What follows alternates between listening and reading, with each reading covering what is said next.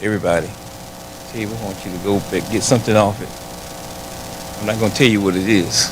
I'll let you figure it out for yourself.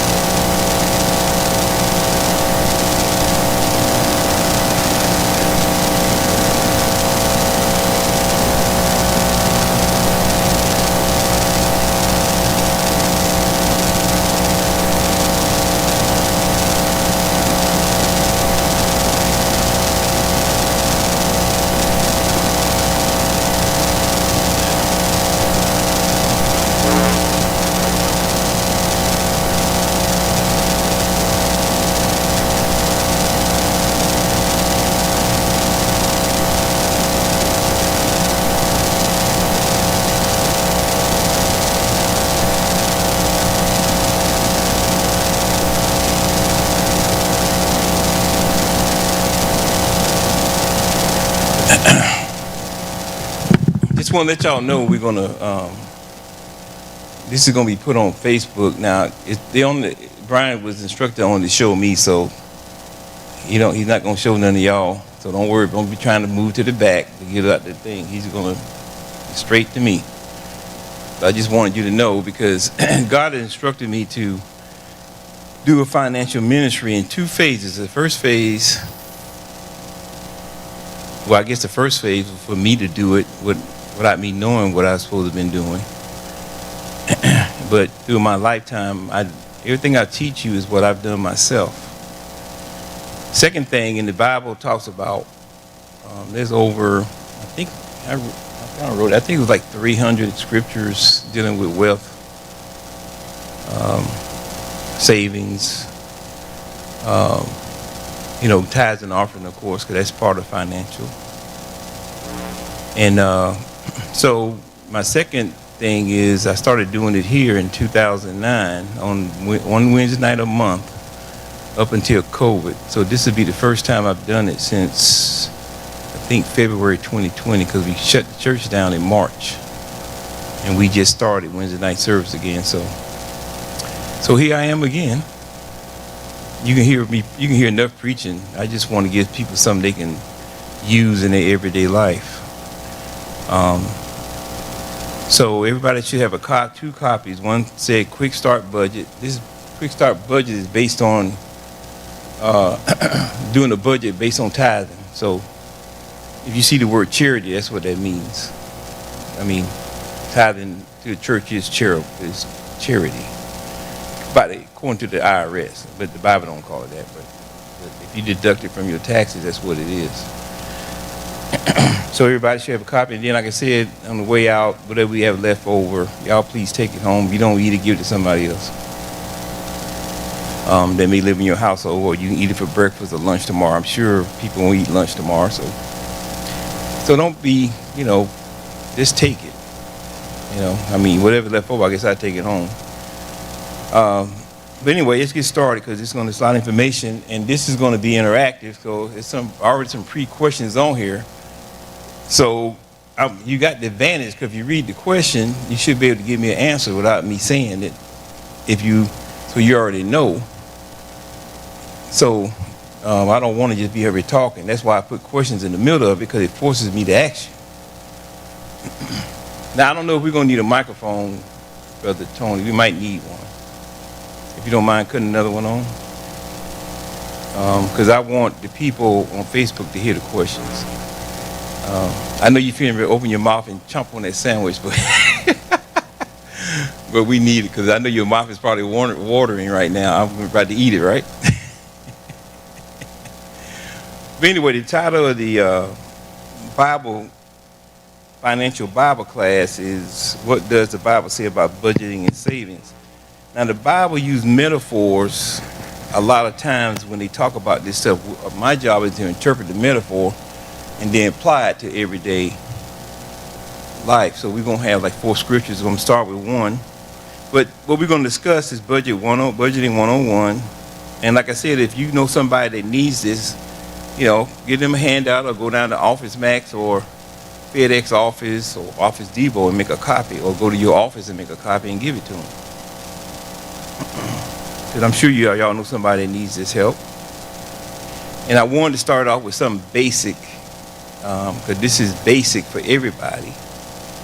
And God wants us to prosper, but at the same time, He don't want us to waste money either, where we can't not only help ourselves, but we can't help others. When you get to the point, and I always say, I said this in a message that I preached not too long ago, if you have more than enough, when you have more than enough, when you can, pay your bills, save some money, give your tithes and offering, and help other people. That's when you have more than enough.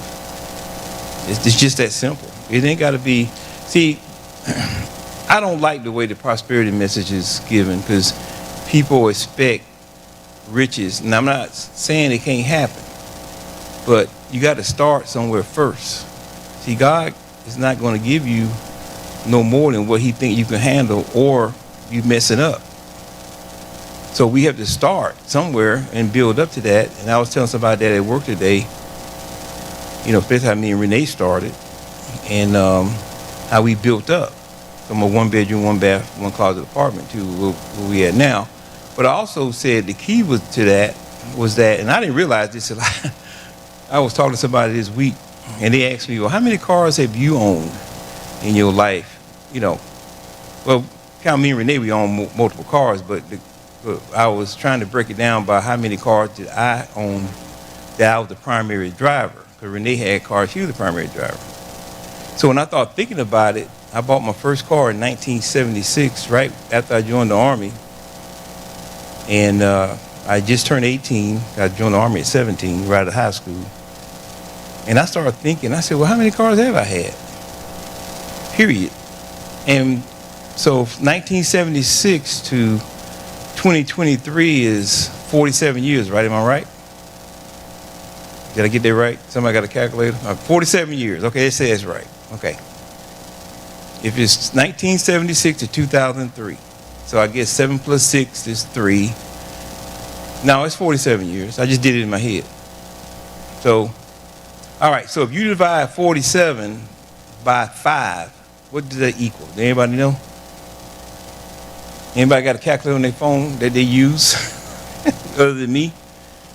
If you divide 47 by 5, that equals 9.4. So in other words, I've only had 5 cars that I've driven, primary driver in my life. And when I divide that 47 years by 5, that means I kept that car on average 9.5 years. So then I say that's where you build your wealth at. Because the only thing you can really control in life as far as your biggest bill, because you got to have some place to stay and you got to pay either rent or mortgage, is your car payment. Car driving today, it's 2011, we got 221,000 miles on it. I done had it, it's what, how many years is it now? It's 12 years old.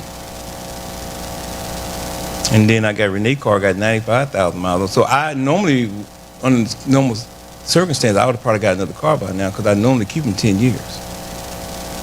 But I don't really need another car because I have a second car I barely drive. So, and that's why I stay at the car lots, because I don't want to smell the new leather.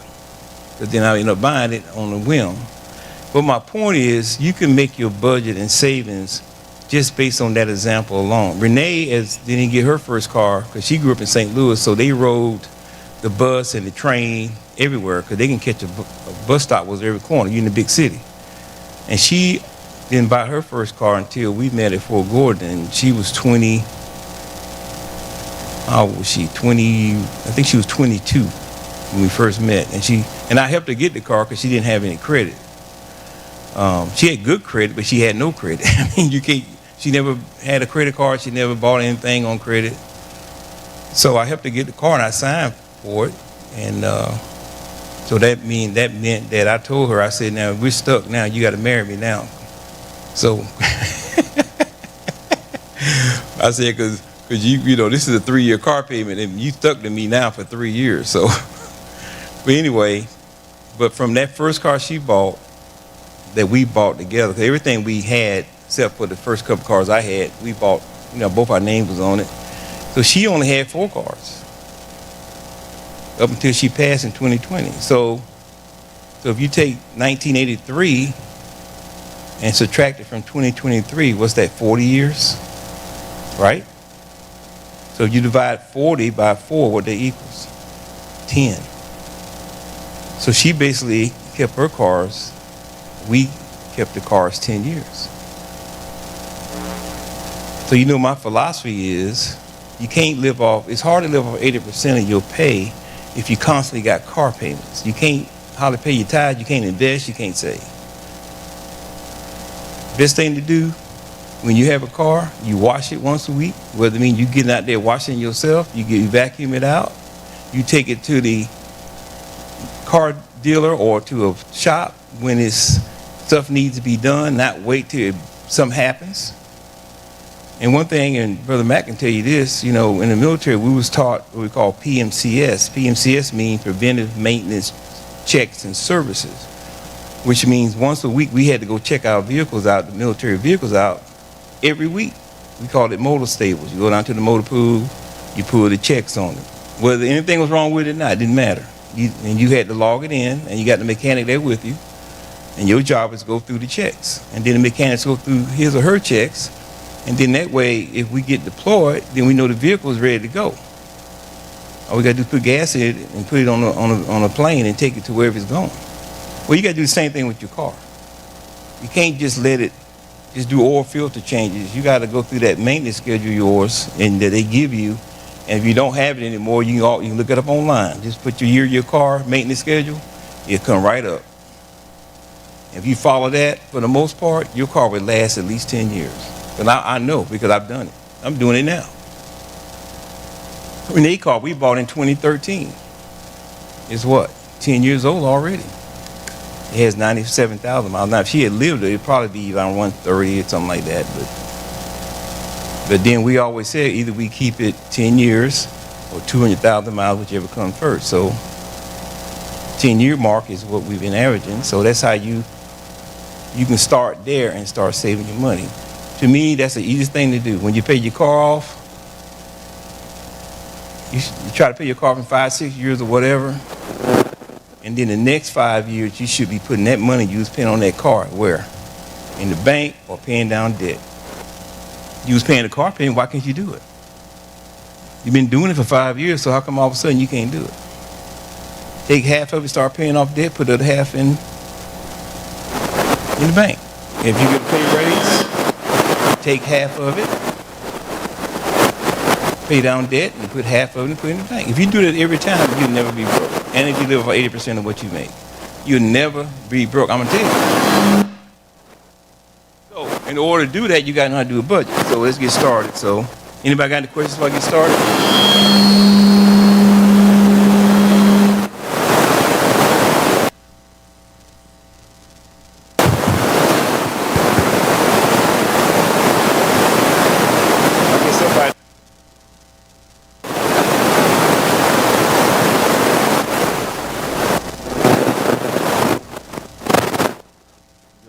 Can y'all hear me?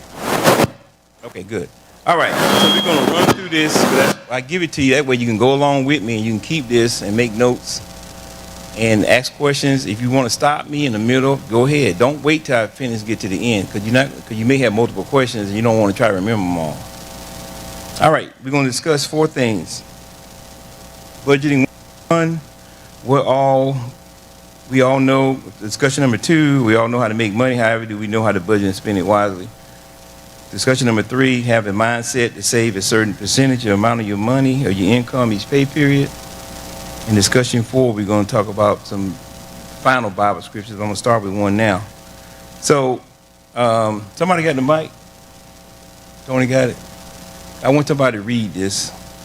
Proverbs 6 through 11. Anybody? Amplified Bible versions right there in front of you. out loud too. Anybody want to get the mic and read?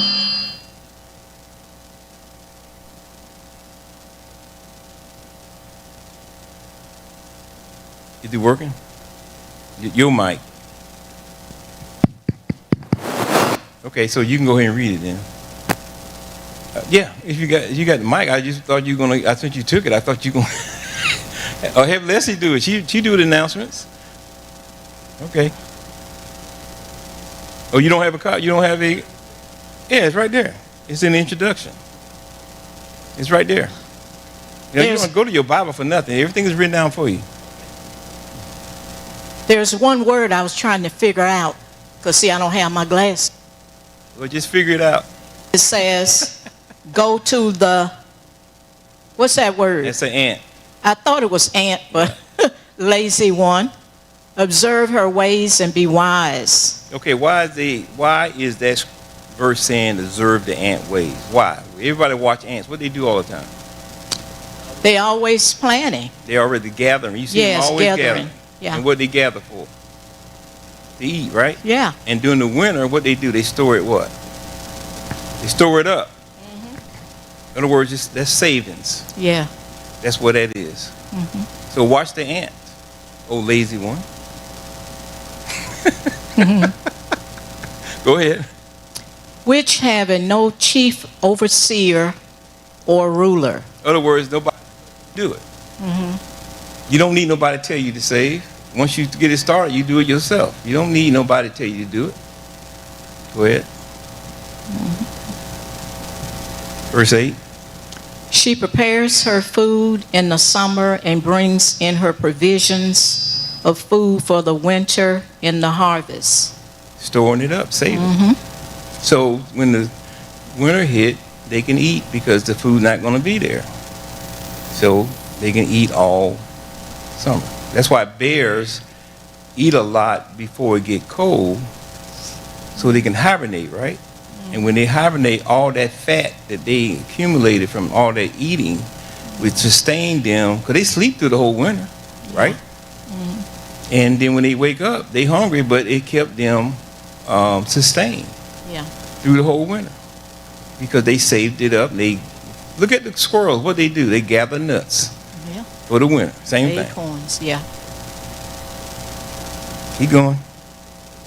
Number 9, verse 9. How long will you lie down, O lazy one? When will you arise from your sleep and learn self-discipline? What this verse is saying is that, okay, lazy one, why can't you say when you gonna learn how to do it? Without, you got to. This is Amplified Bible Version, by the way. And learn self-discipline. Savings is all about self-discipline. Mm-hmm. Go ahead. Okay. Verse 10. Yet a little sleep, a little slumber, a little folding of the hands to lie down and rest. Go ahead, number 11, because that's going to complete what I want to say. So your poverty will come like an approaching prowler who walks slowly but surely. Go ahead. And your need will come like an armed man, making you helpless. What verse 10 is saying? Get up and stop sleeping. Stop messing around. Go ahead and do what you're supposed to do. Watch the ant. And then as you keep messing around, your poverty going to pop up. And that's why you're not going to have anything. Going to be on you before you know it. Because when somebody loses a job, or if somebody... like me and Renee, when we was in between duty stations, Renee didn't have a job. She had to quit a job, and then it may be 6 months, but she get another one, because when you got to move, you got to pack, then you come get your stuff, and then you got to go to your next station, and you got to find somewhere to live, and then you got to get your stuff, and then you got to fix the house up. Who wants to be trying to get a job when there's so much to do? You got to find you around. You got to get whoever need to be in school. So you had to learn how to live off one salary. Now, when she made money, that made it extra. But we had no problems living off one salary. Renee, after she got out the Army, she went back to college and got her bachelor's degree in education. She got a master's degree later in guidance and counseling. During that time, Renee didn't work. She went to school full time. So 6 years, I would say probably 3 to 6 years. I mean, about 5 to 6 years I married. She did. For school, she didn't work, but we were just fine. You know why? Because we didn't have no car payments. That's why. You know, because we weren't struggling, and then we always tried to make sure we didn't have two at the same time. That's another thing. Now it didn't always happen that way. So when I wrecked my SUV in 14, we had just got her that new car in 13. So, but what I did, I didn't buy another new car. I went and bought a 3-year-old car for half the price that I would have paid if I had bought a brand new car. And from now on, I would never buy a new car again. I would buy a 3-year car. Who knows the difference? The cars don't change that much. You go out to the parking lot, I can put 2 cars next to each other, the same model and make, same color, and you can't tell what year it is. And then all the depreciation comes off. Nobody said you got to have a brand new car. Who told you that? That's why people struggle, because they got this mindset they got to have this just like that. You know? That's how I look at it. Because it works, because it worked for us. I don't have to make this up. I advise people at my job. I got a lady just retired yesterday. And me and her, I always advise her about money. And one thing I told her before she retired, because she's not old enough to get Social Security, and she didn't get the pension out there because she quit and came back at Savannah Riverside, so she didn't have, all she had was a 401k. And she waited until she was 59 and a half to retire so he can draw that. Now, her husband still works, so he's 3 years younger than her. But she bought a car about 6 months ago. I said, why are you buying a new car and you finna retire? She said, I couldn't help myself. So, you know, so I was talking to her yesterday. I said, so I was trying to help her to figure out how much money she needed to take out of her 401k to make it last 25 years or longer. And then she realized that she messed up. So what she told me today, her mother is in a assisted living home, so she's driving her mother's car. She got in her yard. So she told me today, I mean yesterday before she left, last thing she told me was, I'm going to sell my car and I'm going to drive my mama's car, which is paid for. And then that way, then that way I can gauge how much I need. You know, so it took her a minute to take my advice, but then she realized that she shouldn't have bought the car in the first place. Because what she realized, her money's going to be tight. When you lose, see, I always tell people when you get retired, if you can't save the difference between what you're going to get after you retire and what you have now, you're not ready to retire. If you you're making $1,000 a month right now, then all of a sudden you retire, you're only making $500. If you can't put $500 away now, how in the world are you going to deal with it when you retire? See, people don't think about it. They think I'm retired like money supposed to come out of heaven, like manna out of heaven or something. I don't know what people thinking. And then they realize they didn't plan right. So that's what these classes is about. All right. Okay, so we done finished reading that. Okay, so what does the Bible say about budgeting and saving? All of us, I'm going to read through all this stuff, so just keep up with me. All of us need to know how to budget and save money. We all should have a desire to live comfortably in our retirement years. Therefore, we should make an effort to plan how we will spend the money that God has blessed us with. So we got to remember, God blessed us with the money in the first place. Are you having a hard time knowing how to budget and save? Do you feel like you're on the wrong road? See, I put that sign up, like a street sign, that you should be saving and budgeting. The right road, not the wrong road, spending and in debt up to your neck. That's the wrong road. Do you know the directions to Savings Avenue and Budget Street? That's what you got to start riding the car in now. Definitions: budget, the total amount of money allocated and needed for a particular purpose or a period of time. Savings, an amount of time of money that is not spent or used. Not spent or used. Hear that word? Savings, not spent or what? Used. Unless till you need it. So you don't save money and then you constantly in it. You leave that alone. That's not self-discipline. That's what the property said, when you gonna have self-discipline. See, that's part of your self-discipline, leaving the money alone. And 3, percentage is a proportion of amount in regards of saving money. So if you say you make $1,000 a month, you say I'm gonna save 5% of that. Well, 5% of 1,000 is what, 50? Something like that, $50 a month. So that's what you put to the side and you just leave it alone. You gotta start somewhere. I always tell people at least try to start with 5%. Because you don't want to try to start with a lot because you're not gonna be, you're not gonna do it because it's too much at one time. It's like somebody trying to start smoking. You know, unless God slap the tobacco out your mouth, most people gotta gradually stop, you know, a little bit at a time. That's why I told this lady at S&S, the cashier, because she told me she's gonna quit smoking. And I said, you doing it cold turkey? She said, yeah. I said, I did work? She said, no. And I said, okay, do this. How many cigarettes do you smoke a day? She said, maybe 5. I said, cut it back down to maybe 2. And then in a couple of weeks, tell me what happened. She said that it's working. Because now, instead of her smoking, 10 cigarettes or whatever, she's only smoking 2 now. And then eventually she said she's going to get down to 1 and she's going to quit.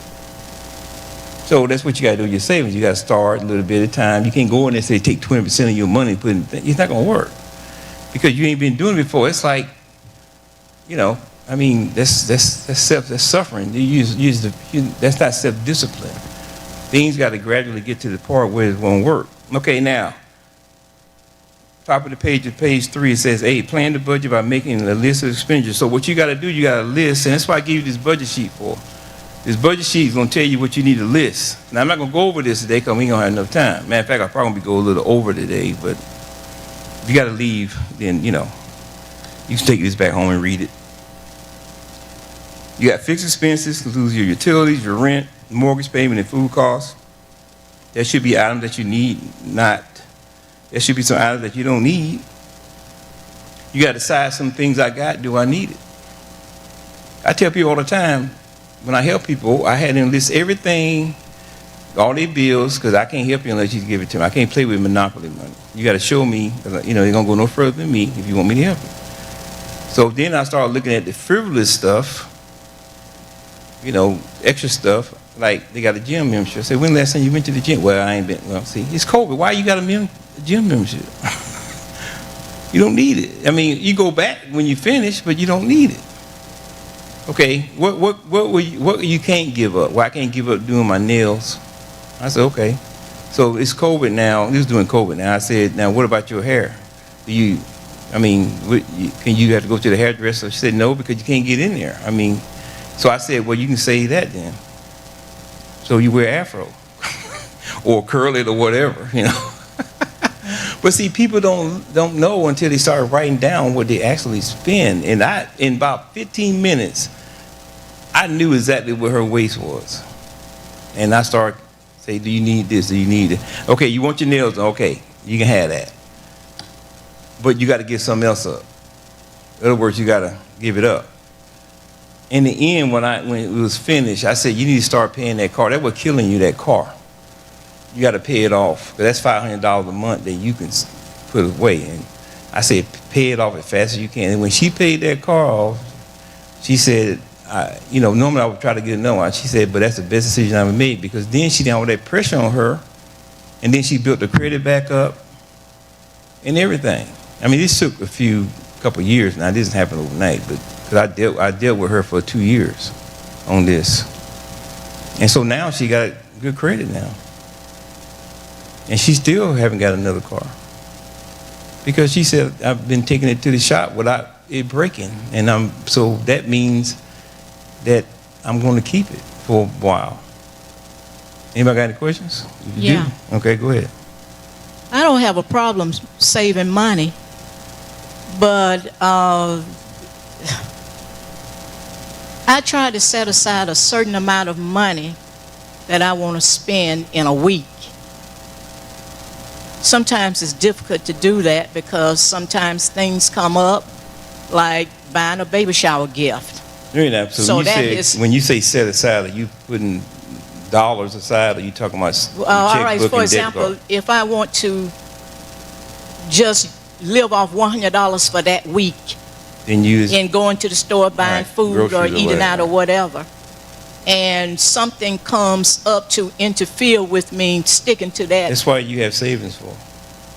Say what? That's why you got savings. You just answer your own question. That's why. That's why when things come up, that's why you have savings for. And that's why people get in credit card debt, because when things come up, they have to charge it because they have no other source to get it from. Yeah. So now, things come up means unexpected things yeah, that that's out what of I'm your saying, control. unexpected Right. things. So Now, if you can, but you could do this. You can say, okay, now next week I'm gonna cut back. I never thought about that. Yep, you can do that too. Oh, okay, I can. Yeah. And that a lot makes of people sense. ask me, well, how did you and Renee deal with your money? I said, I Makes managed sense. it and she spent it. It was just that simple.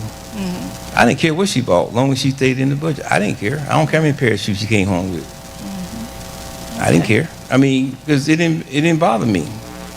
Because you had to get to the point where you had to let little stuff like that go, because what she wanted, what I want may not be the same thing. So what you have to do is stay within the budget. And me and her will always talk about the money anyway. I said, okay, you got to kind of watch it now. In other words, it's getting kind of tight. So then, but one thing I say about her, she'll cut back. And Renee always shopped for sales. She shopped at the Marshalls and the, Steinmarks and stuff like that. I mean, when we first got married, she the one showed me how to go to the Goodwill. I didn't know anything about the Goodwill. I bought a suit at the Goodwill for about $90, $80. I didn't know anything about that. But see, she grew up in St. Louis, and when you got a single mother and 8 kids, you learn how to do stuff like that. Yeah. See?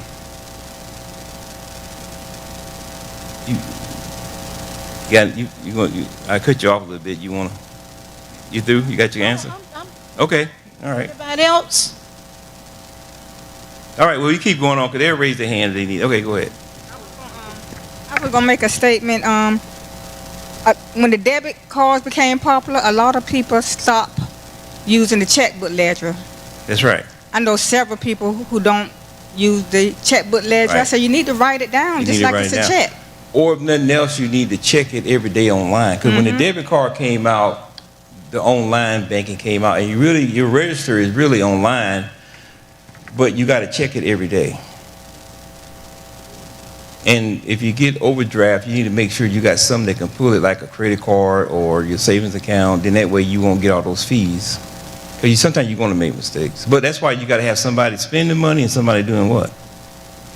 Renee didn't look at nothing. She couldn't tell you unless she got online and looked at what our balance was. Because she didn't care. Because she knew I was taking care of it. The only time she worried about that when I wasn't around. Then she had to do it. And the time I got back, here go the checkbook. I don't want nothing else to do with it. But when I was gone, she did a good job because she paid off bills. She got things done because I wasn't there spending money.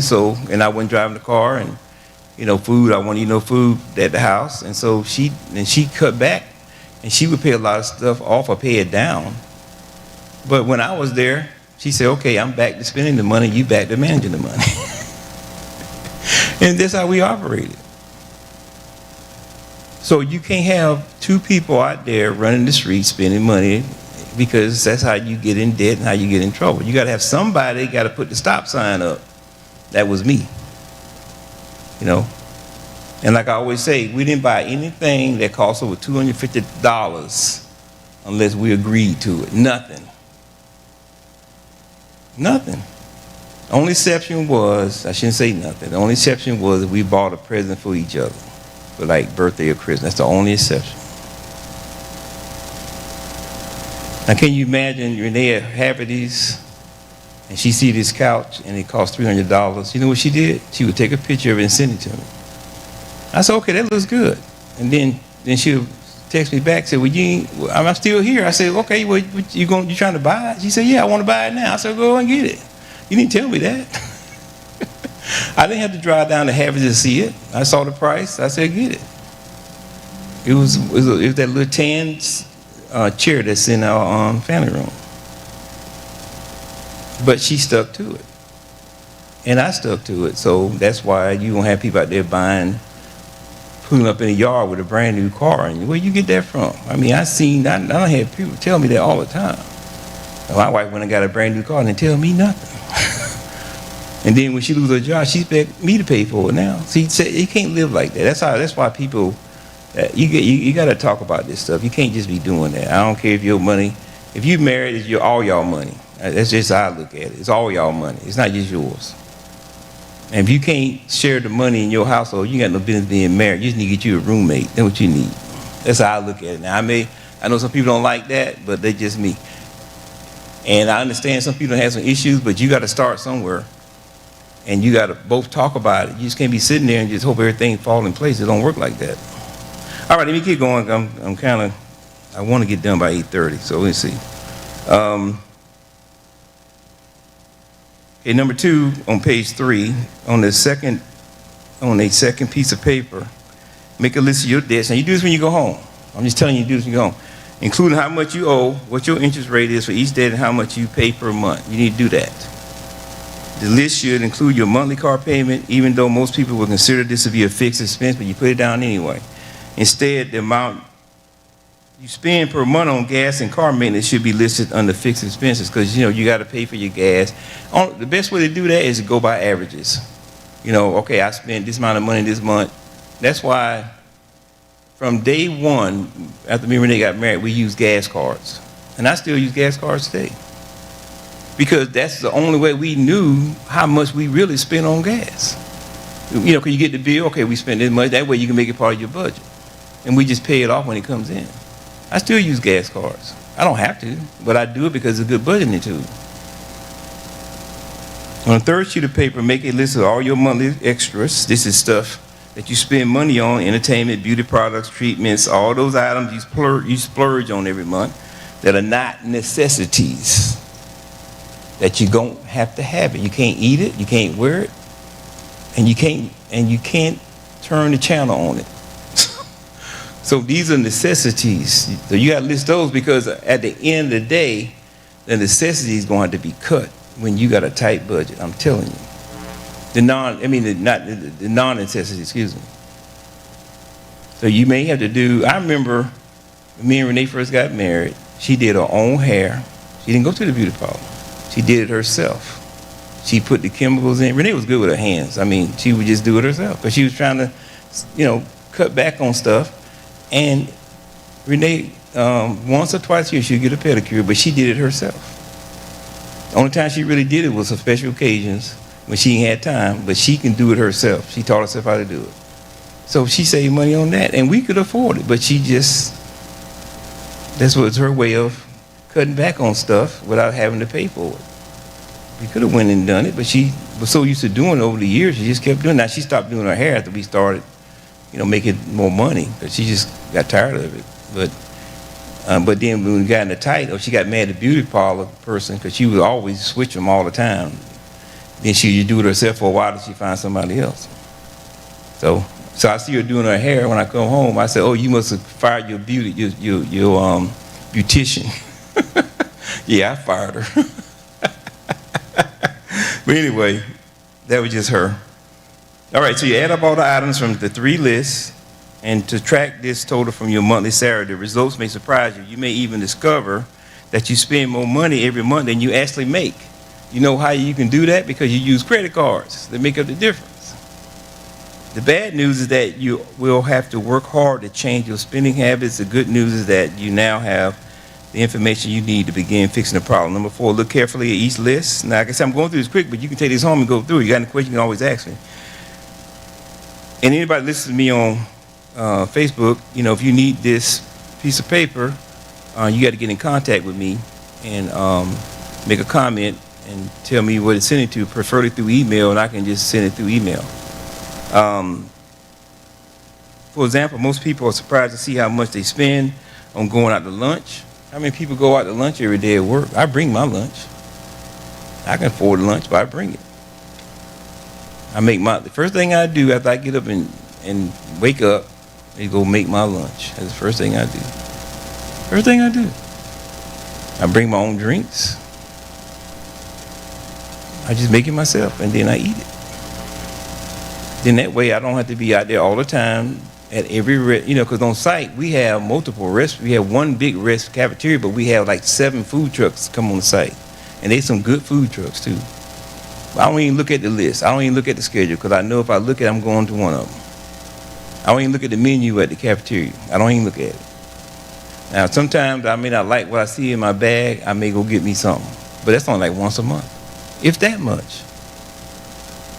So, but if you can afford to go out and eat every day, that's fine.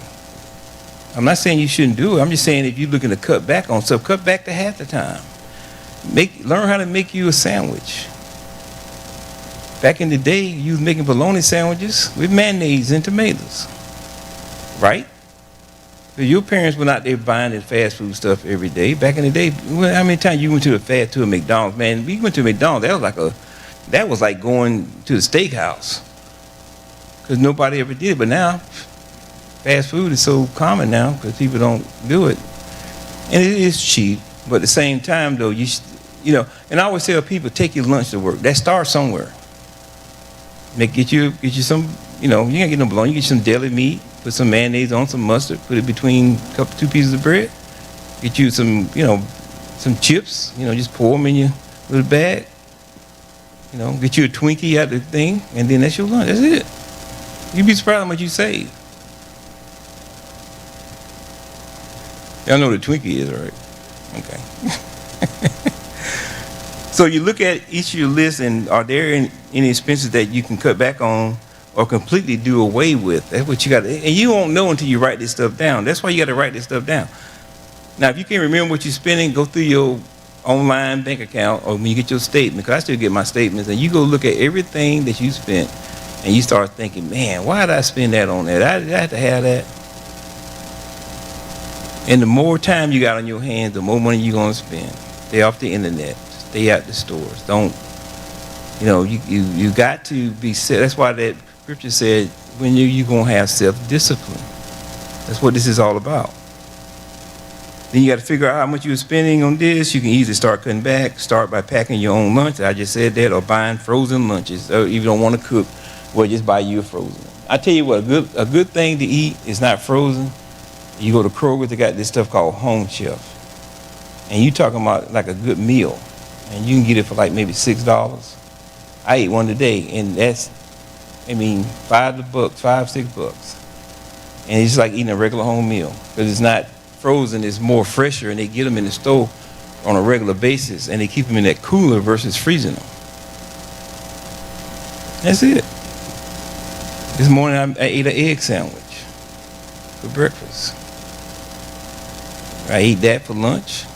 I brought my own drinks. I bring at least 40 ounces of water to work, so that keeps me full, so I won't be hungry. So I eat that, and then I may eat a Twinkie, or I may eat something, you know, at the end. But most of the time, it's just something that's real cheap. But anyway, because the majority of your salary is going toward paying off debt, you may be able to call your credit card company and then get them to lower your interest rate. So you can do that too. But the thing is, you got to have been paying your bills on time for that to work. You can also look into consolidating your debt or refinancing your car loan for a lower rate. So, but when you refinance everything by going to your bank, you really got to be disciplined, because you got to put that credit card away unless you got to have it. You know, that may be one thing. I've done that before. I just consolidated everything and just paid it off. And then I didn't own a credit card until I was like 25 years old, because I didn't think I needed one until I got stuck on the side of the road, leaving here and going to North Carolina. And I realized all I had was my checkbook. And back in the day, people wouldn't take out-of-state checks, because all the banks were state chartered. They wasn't nationwide chartered like they are now. But thank God, this GM dealer believed, you know, he trusted me, and I told him I was a soldier. I was going to Fort Bragg, North Carolina, and he was a veteran, so he took my check. And I said, I would never be put in this position again, ever. I'm going to go get me a credit card time I get back. And that's what I did. Make the necessary adjustment to your monthly budget. Start seeing your monthly savings increase. Remember to put your savings aside. I still got about 7 minutes. And invest the rest in your retirement and that family vacation you've been dreaming. I still want you to go on vacation. I still want you to do stuff. But this is hard. This is not easy. That's why this thing is so long. Also, do not just put those savings in a regular savings account. You can also put it in CDs, 6 months, 3 months. That make you can't get to it. It make you have to keep it in there, because the interest rates are going up. This is a good time to buy CDs right now. This This is the best time to buy CDs since the early 80s when they was double digit. You better lock them in now before the rates start going down. You can get a 6-month CD or 1-month CD for a higher interest rate return. It's important to consider all your options. Once you get started, you may think of new ways to reduce your monthly expenses. So you got to be creative. How am I going to reduce this? Question 1, in your opinion, what is the most common method your family and friends use to determine how they spend their money, especially for those who do not keep a budget? So how do you determine how you spend your money? Anybody tell me, if you don't keep a budget or you know somebody. If somebody don't keep a budget, how do you know? Is it just, I just go? I see something I like, I just get it. You don't even think about it. That's what people do. And you don't keep a budget, that's what you end up doing because you don't have no conscience of keeping nothing, getting you straight. Now in Renee's case, I was her conscience because I managed the money. So I would tell her what we had available. Because one thing Renee was going to do, and there's no way I can stop her. I tried, it didn't work. She was going to shop every weekend. So I knew that. So by me knowing that, I said, okay, now, she don't even go shop for anything. She'd say, always tell me. I said, what are you shopping for? I'm going to see what they got. That's what she would tell me. And she never changed that answer. Sometimes she'd come with stuff, sometimes she didn't. But she knew what the limitations were. So I didn't have a wife out there blowing the budget, see? But she got what she wanted. Because I wanted her to make sure, I cut back on stuff because I didn't need all that stuff. See, women need more stuff than men do. We don't need all that. Plus, I wore a uniform for, nearly 27 years. And the thing was, I would, wear uniforms all week. All I do is just wash them and get them pressed or iron them myself.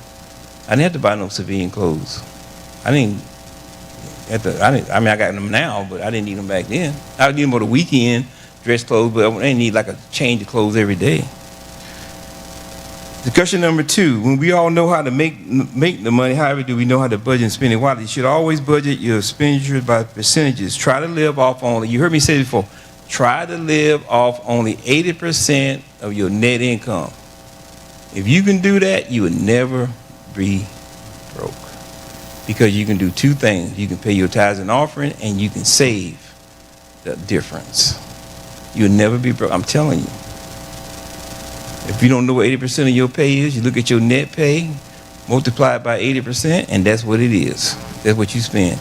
The other 20%, give God his 10, and you put the rest away. It's just that simple. It ain't that hard. Your calculator will tell you what the percentage is. It's just that simple.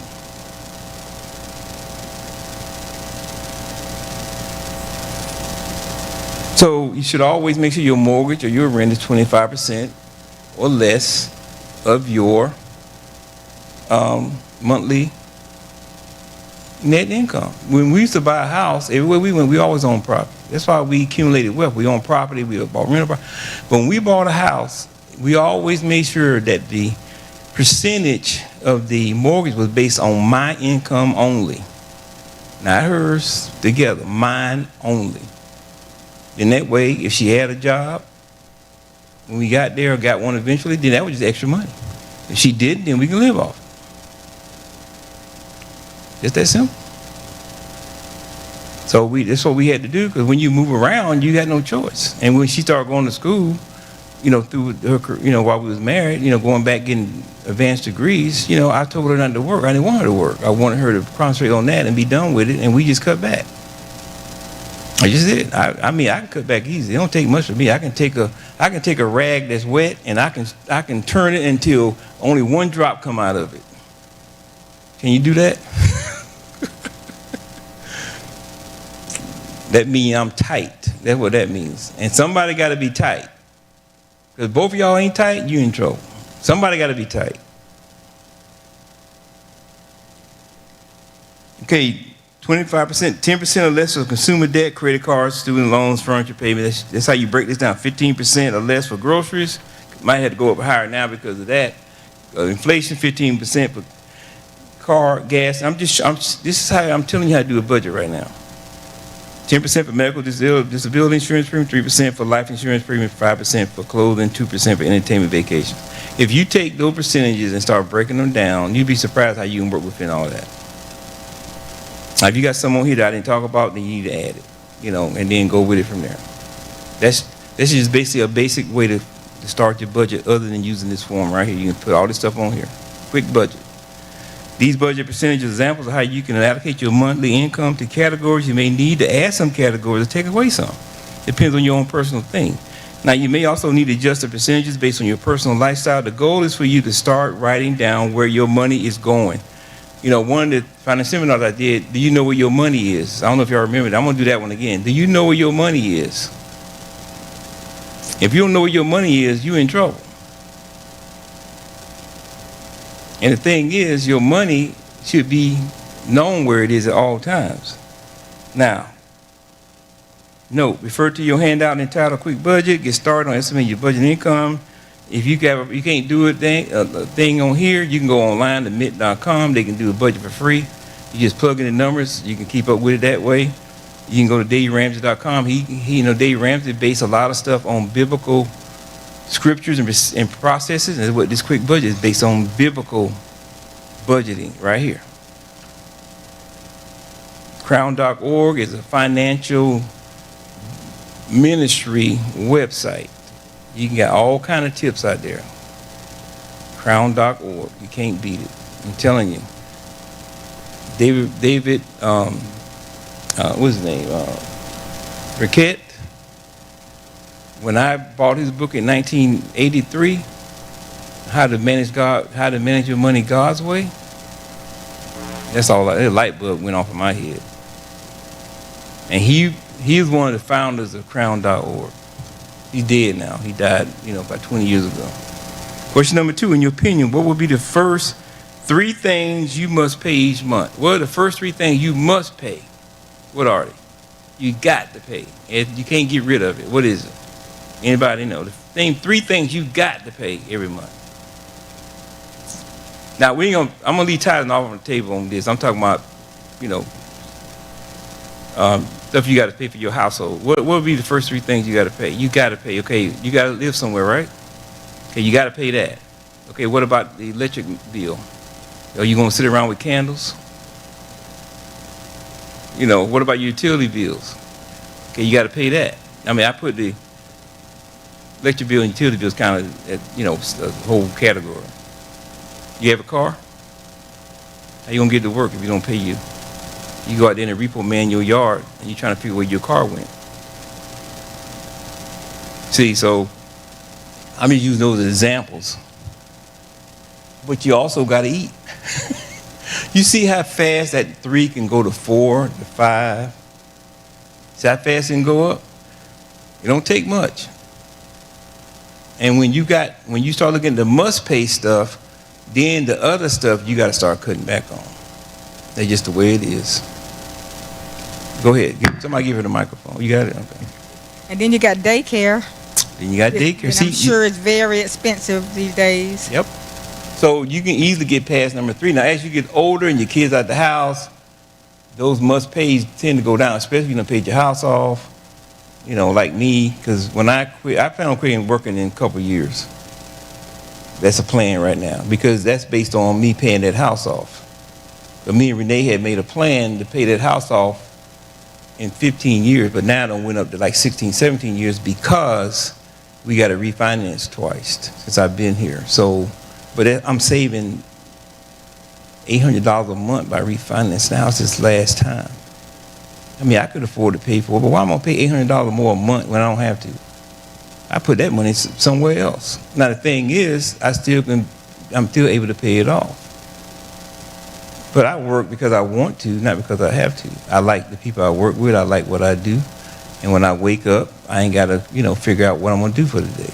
I can't live like that. I got to have a purpose when I get up. I don't want to make nothing up. I don't want no busy work. I mean, of course, I get up an hour early before I get ready to go to work so I can spend some time with God.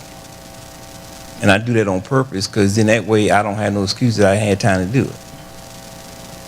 And then when I do that, I get ready and I'm gone. And I look forward to going to work, be honest with you, because it's a cheerful place to work. And I like what I do, and I'm good at it. And they pay me very well. So, but see, God, that's God's favor. That's all I got to say about that. Now, in your opinion, what would be okay, we already said it. Number 3, have a mindset, discussion number 3, have a mindset to save a certain percentage of the amount of your income each pay period. You get paid every 2 weeks, that's what you got to start with. You get paid once a month, like I do, you got to start with that. Are you following the savings ahead? Now, that's what you got to start. You driving down the road, you don't savings and budget streets. Now you got to start doing it. Savings ahead. Go ahead and start doing it. Are you following the savings ahead road signs? These directions will help you decide to put some money away. Determine your monthly savings amount and the money you have left over by placing it in a savings account, investing in your retirement, or setting aside your retirement in your job as your 401k or your 403b. Or, some people still got pensions, so they take, you have that. But you should always save something and invest something. So if you you got a pension, you should have an IRA. Because see, when me and Renee was moving around, I didn't know whether or not Renee was going to get a pension because we would be moving. She would work here, work there, and she didn't accumulate nothing. So I always made sure she had an IRA. So when she retired, she would have a retirement thing. Now she was fortunate for us to be in Virginia long enough, and also in Tennessee, Kentucky, because Renee had 5 licenses. She can teach and be a counselor in 5 different states. But the thing was, but they were small pensions. If she had stayed here 30 years and done the same thing, her pension would have been bigger. And that was a sacrifice she made to be with me in the military. So I had to make sure that if something happened to me first, Renee would have been a millionaire 2 times over if I would have died before she did. I'm just going to tell you, just like I said it before with the pulpit.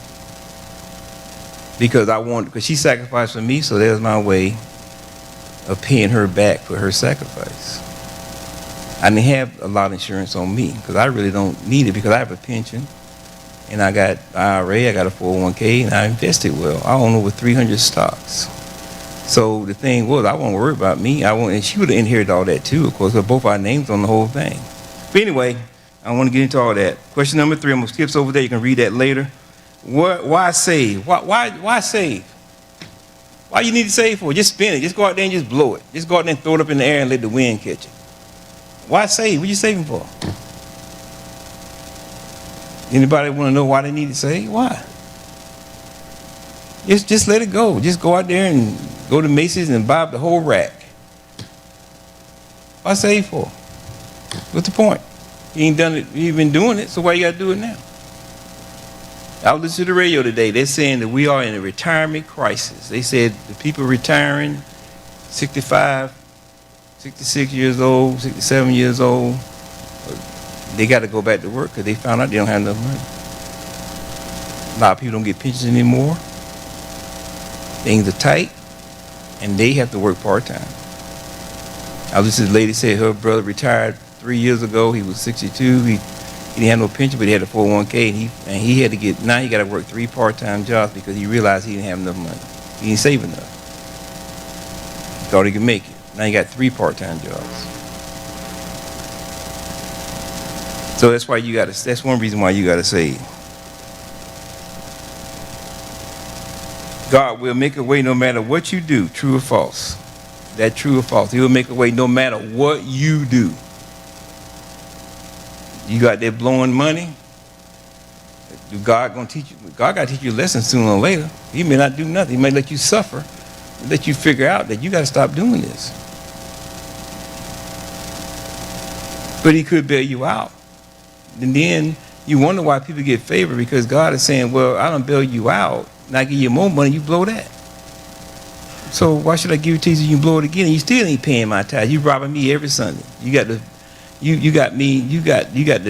knife to my back every Sunday because you robbing me because you ain't paying your tithes and offering because you want to spend everything you got, and everything you got I own it. I gave it to you in the first place. So what's the problem? Biblical scriptures. Now I skip some stuff because it's getting late. Proverbs 21:5, New King Version. The plans of the diligent lead surely to plenty, but those of everyone who is hasty surely to poverty. And what that means, the diligent ones saving, putting the money away, being self-disciplined, the ones out there being hasty, buying everything up and then trying to figure out why they're in debt, that's the one going to go to poverty.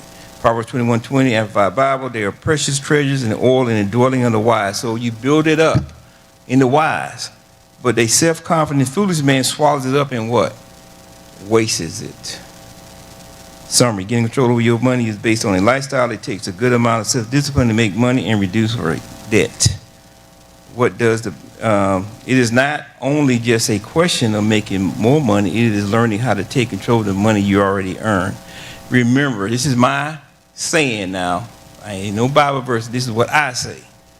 Your faith plus your financial wisdom and your financial stewardship will equal your prosperity. It's just that simple. It worked for me. It worked for me and Renee. And I'm prospering because of those three things. Wisdom, your faith is your faith in God, that he can provide a way for you to make money in the first place. The second thing is wisdom when you make decisions on how you spend money. That's wisdom, how you make decisions on how to spend money. And your stewardship is the budget part. You see how that rolls up together? That's your prosperity. That's your basic prosperity right there. And then God will take it from there. Any questions? Comments? It's over with. Sorry I went over a little bit, but I'm sorry. Any questions? If not, we're going to go ahead and close up. I'm sure that most of y'all don't have to go nowhere tomorrow like I do. So y'all can go home, go sleep, and wake up late. So I don't feel sorry for nobody in here. You got to get up and go to work tomorrow. But anyway, we're going to go ahead and pray. And I want y'all to, if you got any questions, you can always call me, text me, and, you know, we can talk. I talk to people all the time, but I do it. I'm the financial counselor at work. I talk to people, and I always use Bible-based stuff when I talk to people because I want them to understand, you're going to talk to me, we got to talk. There's going to be a spiritual side to this too. So I'm going to pray, and then we can, I guess he's going to get in the bucket of the offering, but I don't want y'all sitting around. They're going to just give it and get y'all something to eat and go. Lord, I want to thank you today for this message on financial Bible class. I'm thank you for the ones that you're going to give me in the future. Thank you for the ones I gave tonight. Thank you for the ability to be able to let people on Facebook see how they can spend their money, budget money by using spiritual guidance along with the secular way of doing it in the natural world in order to gain prosperity and gain wealth. That's why we give you all the praise and all the glory, and thank you for all that you have given us. In Jesus' name, everybody say, amen. Thank you for coming. Appreciate it.